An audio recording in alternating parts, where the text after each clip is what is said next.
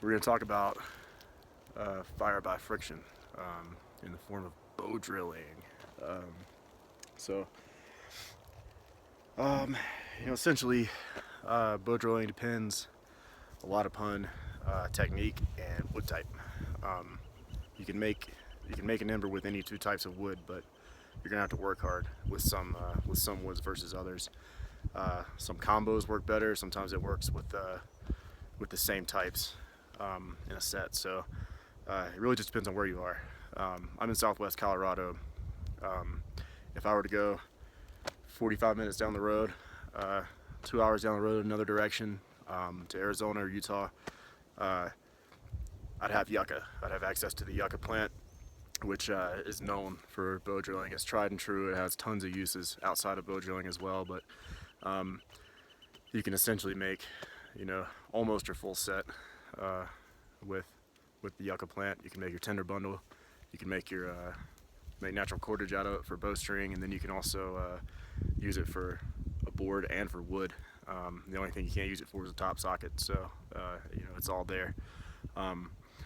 We don't have that luxury here where we are in this part of Southwest Colorado.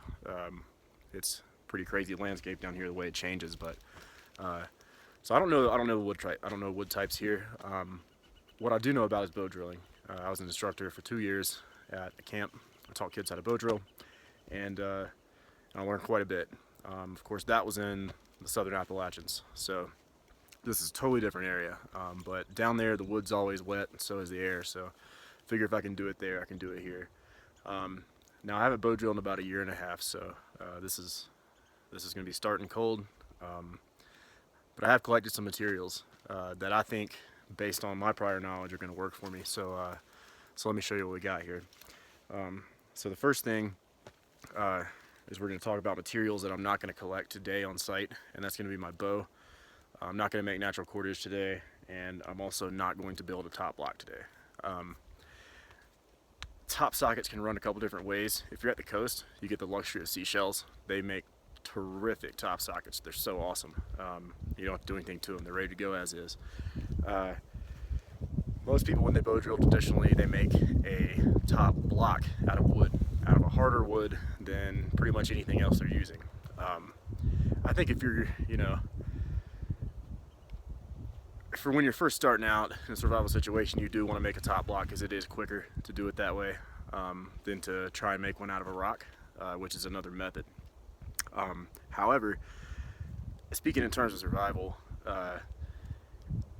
survival psychology says that you should always stay busy. So if you're looking at long-term survival situation, you do want to try and stay busy. And one of those things you can do is you can make a top socket out of a rock. I have one right here. So this is a top block. It's made out of a piece of river stone from right out of North Carolina. And see, I picked one that fits right good in the palm there. And then I took a piece of quartz rock, which is a pretty hard rock, and found one that had just a nice little, it's like a bit, something you call it a bit. And I just drilled that out. I just started going, cranking into it. And it takes, I'd say, about 8 hours total to drill out one of these things. But once you've made one, you've got it for life, and it doesn't weigh that much. I mean, we're not talking about ultralighting here. We're talking about survival. So yeah, I mean, it's something that I've had for a couple of years now, ever since I was an instructor, and this is what we used there just because bow drilling was such a huge part of the skills at that camp that it was something we did every day. And you run through top blocks like crazy because they eventually do wear through. You're never going to find a wood that's going to wear through this rock. So this thing's forever. Pretty cool thing to have if you have the time to make one. So we're going to use this today. Second thing was the bow. Usually you are going to want to cut a live bow just because you want it to have a little bit of flex to it for when that string gets tight. You just don't want the thing to snap on you when you're going to. So if you can find a down piece and be good L&T about it, that's your choice. But we are talking about survival here. So what I've got is my bow that I also used when I was an instructor. So this thing's got it's seen some embers. It's made out of rhododendron. I don't have that over here. But this bowstring that I'm going to use today is just paracord. I wear paracord in my shoes as laces. I recommend everyone do that, honestly, because it's super smart. And it could potentially, you know, save you from having to make cordage by hand, which is painstaking and really aggravating, because you have to do it about 5 or 6 times usually before you get an ember to make a fire. So, you know, I say keep some paracord on you, and you won't have to worry about it. But we will do a cordage tutorial at some point in the future, but that won't be today.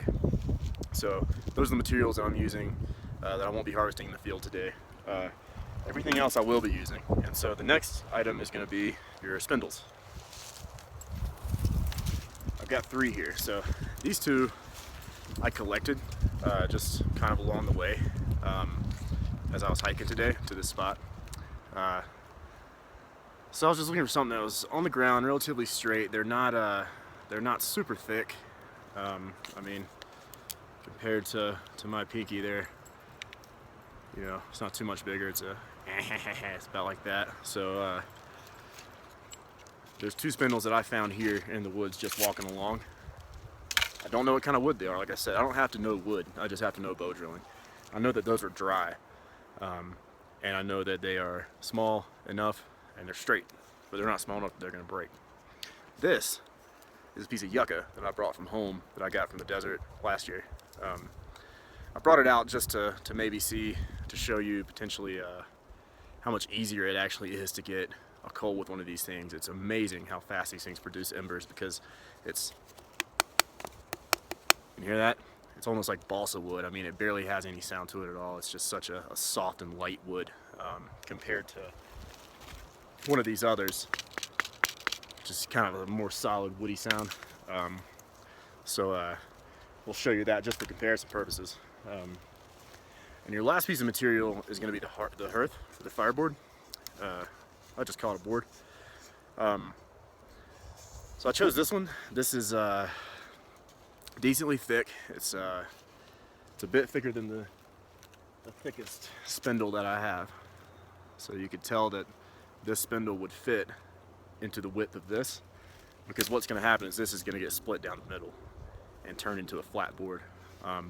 So there's your fireboard, spindles. We've got everything we need. Now let's talk about tools. So also today I'm not going to be doing knife only or full primitive for you. I'd like to do that tutorial in the future, but like I said, that is a pretty hard thing to do, and it does take some time and some patience. And I also have some things I need to get done here today. I wanted to actually walk the dog a little bit more, and I've also got another thing I'm working on with a supply cache out here, so I need to find a spot for it. But anyhow, so let me show you what I do have on me. So I decided to make this as authentic as possible and carry what I would normally be carrying with me just on a hike, something like that. So I've got a knife. It's my standard EDC knife. I chose that one instead of a big buoy because you can split anything with a big buoy knife, and I don't want to do that. I want to go, you know, realistic with you. The other thing I have, which some people might say, well, it's not realistic. It is, because I carry this anytime I go in the backcountry. This is a Coghlan's Micro Sierra saw. I've had this thing for like 3 years. They're tough as nails, honestly, if you take care of them, and I do keep that on me anytime I go out on even just a day hike. It's always with me. So I have one in my vehicle. I have about 4 of them in various places, so because they're that good, and at $10 you can't beat it. So let me go ahead and get my materials ready, and I'll show you what we ended up with. There you go. So I found something of what we're looking for here. So if you look right there, but the dog just stepped. Oh, come here. Right here. Sorry. This stick here, that bark peeling off of it is going to end up being perfect for making a little tinder bundle. So I'm going to go ahead and strip that off. Alright guys, we're back. So let me show you what we got here. So let's start with our spindles. So we've got these 2. So all I did, guys, was I found the straightest length of those 2 pieces of wood. and cut it out with the saw, and then shave down the ends here with my knife. That's it. These are one width spindles. They don't taper, they're not teardrop, there's nothing fancy here. You can use either side for either purpose. This one I did file a little sharper here because I want that to be my top end. Just did it that way. Yucca spindle. Yucca is very hard to get to a point because it's so soft, but that doesn't really matter. So I did my best. Fireboard.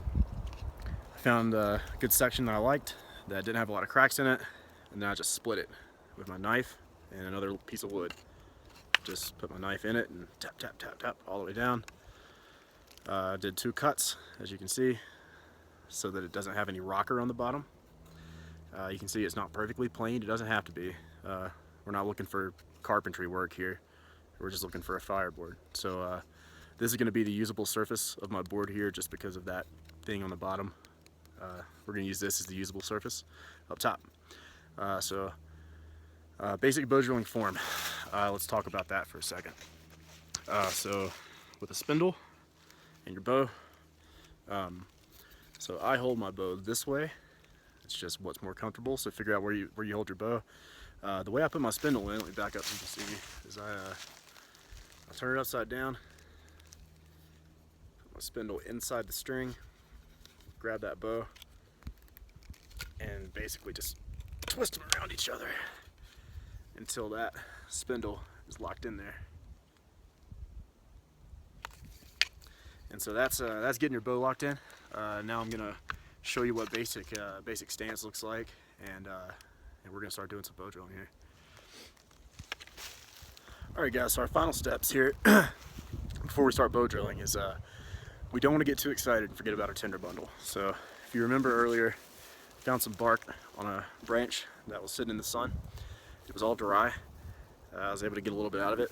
And so what I'm going to do with this stuff is this is called bicycling. At least that's what I was taught it was called. I don't know. You may know another term. But all you're doing is just trying to get this stuff broken down into as tiny, stringy little bits as possible. And then I take it, kind of wrap it around my fingers as best I can, tuck it back into itself, and try and make my best little bird nest as I can. And then I'm just going to have that on hand and ready to go for when I have an ember. Now I can't start an actual fire out here today. I will blow this up for you, but I'm not going to start an actual fire. This isn't a national forest campground area, and it's kind of windy today. Keep it small. The other thing that we need to do is we need to lubricate our top rock if we have that ability. You won't always have your ability to lubricate your top socket, but now full wilderness survival situation, what you can do is you're gonna have oils in your skin. It sounds nasty, but you can rub your fingers here, on your ears here, forehead, anywhere where that oil builds up, and then you just rub it on in there. Now I took a shower this morning, so I don't really have too many oils, hopefully. What I do have though is I have this stuff. This is dog balm. I carry this stuff for the pooch to put on paw pads and that type of thing, but it's basically just a really nice balm. It's got beeswax and lots of oils and things in it. Chapstick will also work for this purpose, but I think this stuff does great. You don't need a whole lot.